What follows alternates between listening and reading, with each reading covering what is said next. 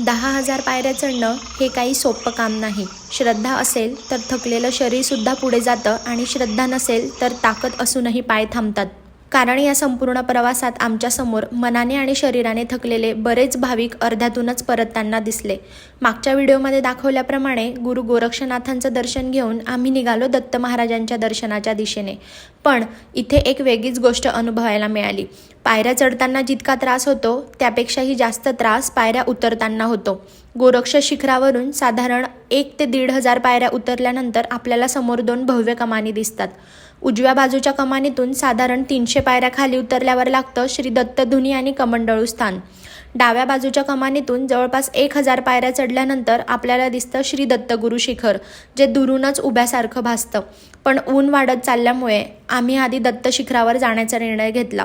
दत्त शिखर चढताना महाराजांनी खरंच प्रचंड परीक्षा घेतली.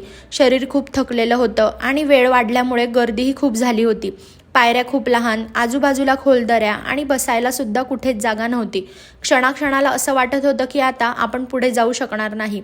पण काहीही करून महाराजांचं दर्शन घ्यायचंच होतं. मनोमन महाराजांना प्रार्थना करत आम्ही दत्त शिखरावर पोहोचलो आणि शेवटी तो क्षण आला ज्याची आम्ही 7 ते 8 तासांपासून आतुरतेने वाट पाहत होतो.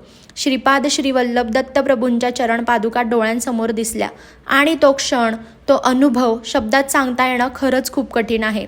घरून निघताना खूप काही मागायचं ठरवलं होतं. सगळी रडगाणी तयार होती, पण महाराजांच्या चरणांसमोर उभं राहताच अगदी सगळंच विसरायला झालं.